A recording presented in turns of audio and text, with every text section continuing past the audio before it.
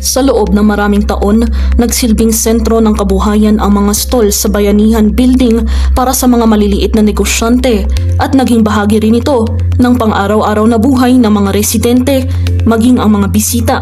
Gayunpaman, dahil sa mga isyu ukol sa katatagan ng estruktura at pagsunod sa mga regulasyong pangkaligtasan, ipinatupad ng mga kinauukulan ang pagsasara ng mga nasabing stalls dito nitong Mayo.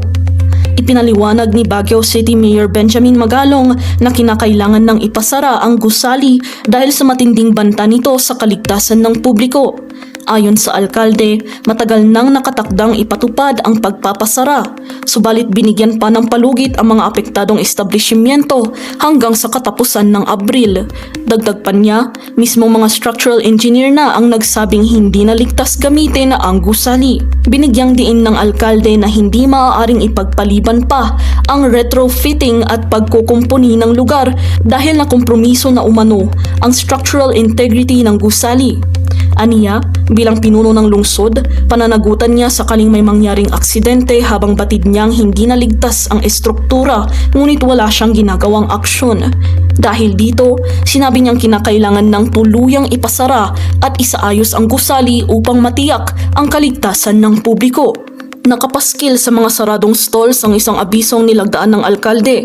Mababasa rito na lumabag ang gusali sa Presidential Decree No. 1096 o ang National Building Code of the Philippines.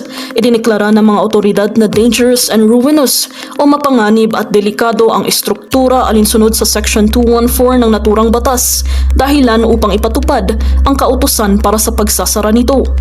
Samantala, marami namang komento sa social media ang humiling na maipaayos ang gusali at maideklarang isang heritage building dahil sa matagal na nitong pagiging landmark sa lungsod, lalo na para sa mga residente ng Baguio. Hiling naman ng iba na maisaayos ito sa lalong madaling panahon upang muli itong mapakinabangan ng mga mamimili at negosyante.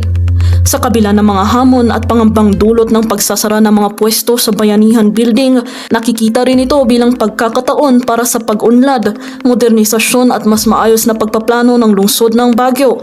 Habang isinusulong ng lungsod ang mga layunin nito para sa muling pagpapaunlad, mahalagang magtulungan ang lokal na pamahalaan, mga negosyante at mga mamamayan upang matiyak na mabibigyang pansin ang kapakanan ng mga apektadong vendor at mapananatili ang pagkakakilanlan at kulturang pangkabuhayan ng lungsod. Sa muli, sumasailalim ang pagbabagong ito sa paghahanap ng balanse sa pagitan ng pag-unlad at pananagutang pangalagaan ang kapakanan at pamana ng komunidad.